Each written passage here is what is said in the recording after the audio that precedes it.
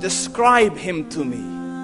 And Muslims, look at the description of your Rasul. And for some, this would be the first time you hear what your Prophet looked like. I saw a man of striking appearance. ظاهر الوضاء أبلج الوجه, radiant face, حسن الخلق, beautifully created.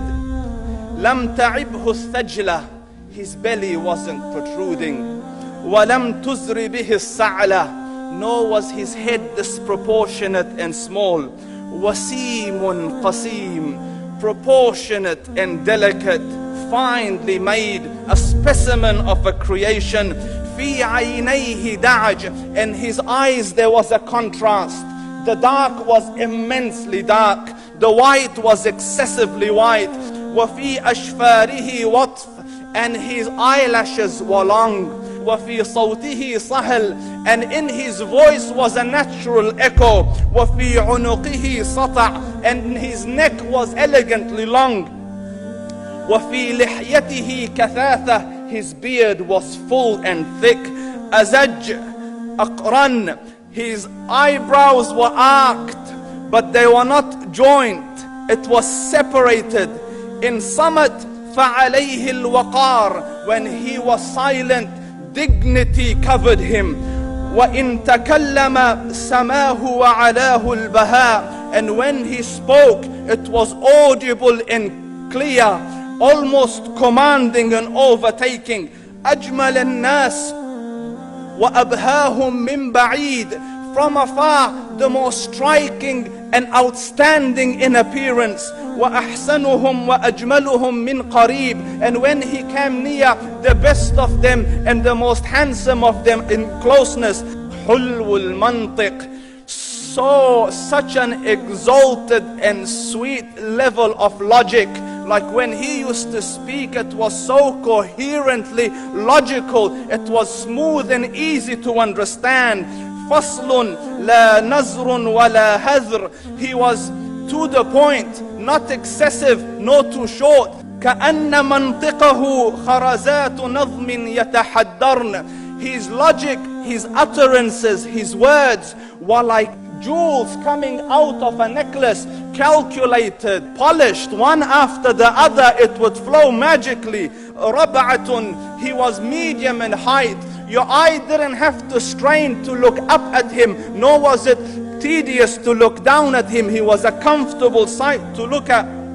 له رفقاء يحفون به, he had friends, the people that were with him, they were working around him to try to serve and protect him.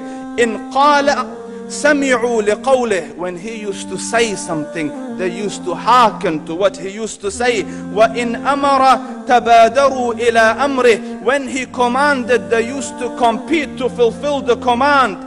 This is Muhammad Rasulullah. This is Muhammad Rasulullah. Anas ibn Malik says, he says, I came out one night, it was the full moon night.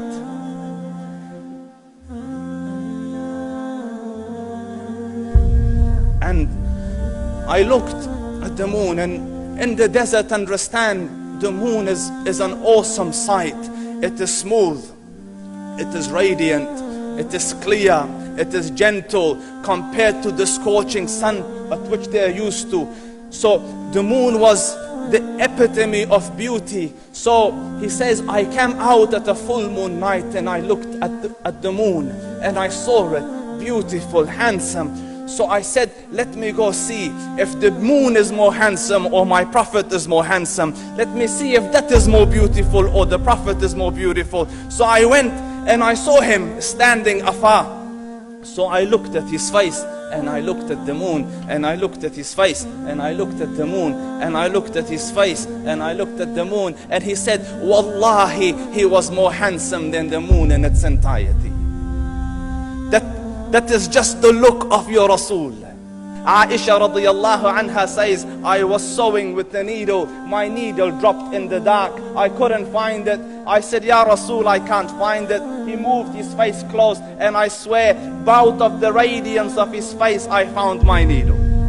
And the Prophet sallallahu alaihi wasallam was mind-bogglingly handsome, but his handsomeness was covered with waqar and jalal and hayba. The Sahaba say, when we used to sit at his feet, two feelings conflicting would come on the heart. The first one, you wanted to look at him. You wanted to behold the majesty of his face.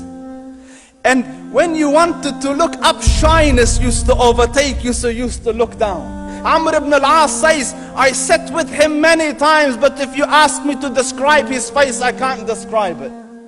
I wouldn't be able to look up to him ijlalan wa ta'ziman. I couldn't look up at him.